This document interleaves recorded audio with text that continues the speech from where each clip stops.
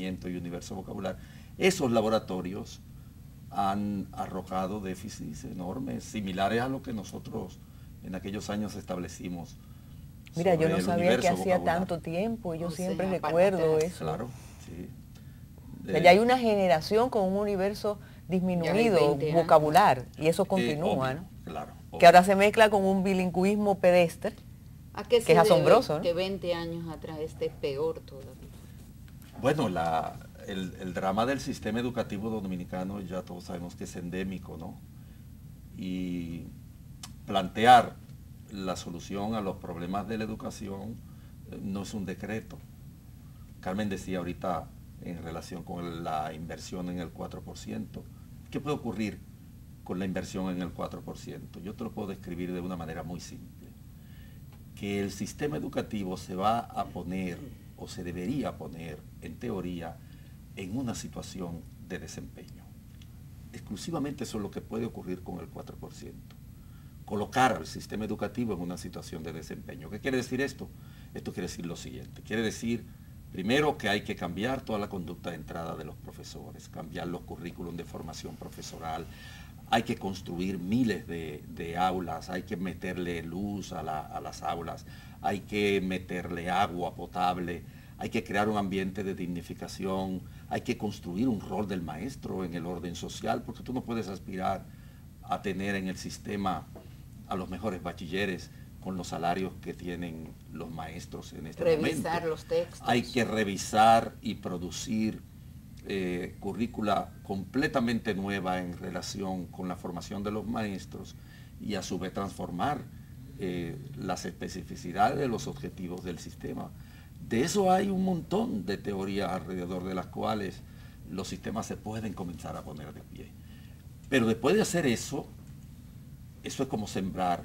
Hay que sentarse y seguir trabajando y esperar 20, 30 años para que esto fructifique. Claro. Es por eso que los políticos no invierten en la educación, porque para invertir en educación hay que ser estadista.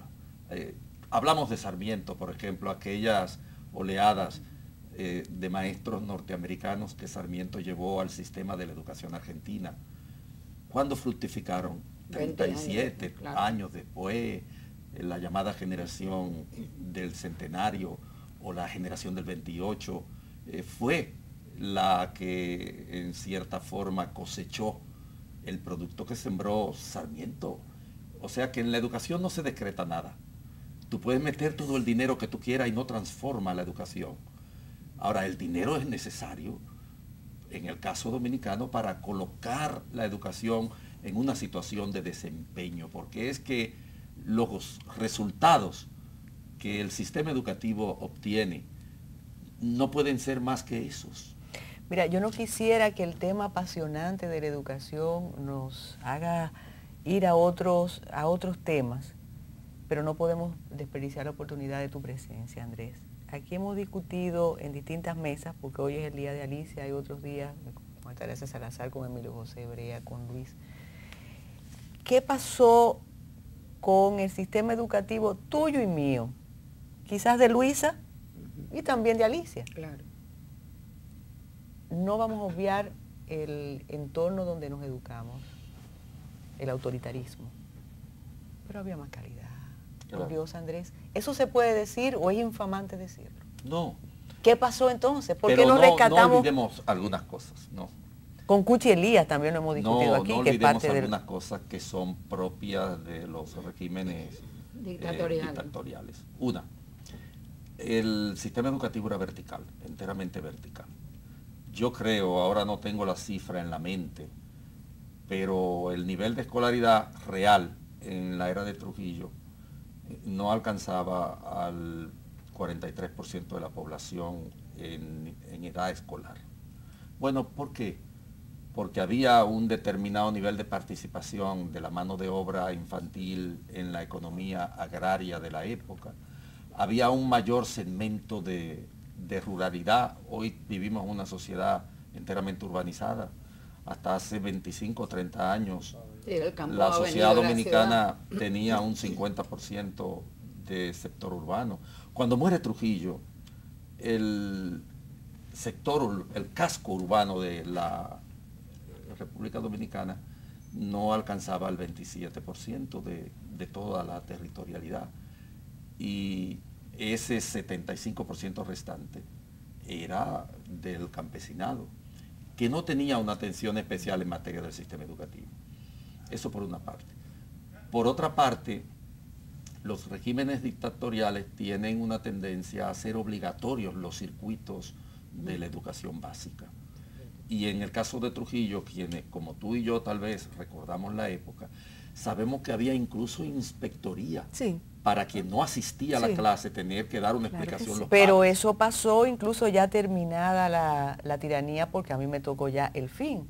Y yo recuerdo el inspector Luis Castellano, que era además un honorable. Claro. Y era un hombre sin patrimonio. Sí. Pero llegaba ese señor a los colegios, a las escuelas, y tú, algunos pueden decir que temblabas, pero era el respeto que se le tenía. Había Te revisaba hasta respeto. las uñas, los tachones del Había uniforme. Entonces, eso no existe. Virgilio Travieso Soto, Imagínate. el nombre que lleva hoy día el Palacio de Deporte, era un inspector tanto en el Liceo Juan Pablo Duarte como en la ciudad, y era un hombre de una circunspección impresionante, sencillamente impresionante. Pasaba con la salud, con la sanidad. Con la sanidad. Y la fumigación de obligatorio aquello. Entonces, eso es Uno no hace terrible. pleitesía a los regímenes dictatoriales verificando estas realidades de tipo social. Pero obviamente eso va a establecer una diferencia en relación a factores esenciales que la educación dominicana actual no tiene. Por ejemplo, la supervisión. Una cosa verdaderamente deficiente del sistema educativo dominicano es que no tiene un sistema de supervisión, que el sistema no se supervisa a sí mismo. ¿Y qué ha permitido eso en términos de expresión social? De cosas muy lamentables. Por ejemplo, en la República Dominicana no hay un sistema educativo, hay dos. Y entonces tenemos una manifestación muy rotunda, muy concreta de la inequidad social en el propio sistema educativo, en virtud de estos dos sistemas. Uno es el sistema público, es decir, el sistema público es un sistema educativo enteramente aparte del sistema privado.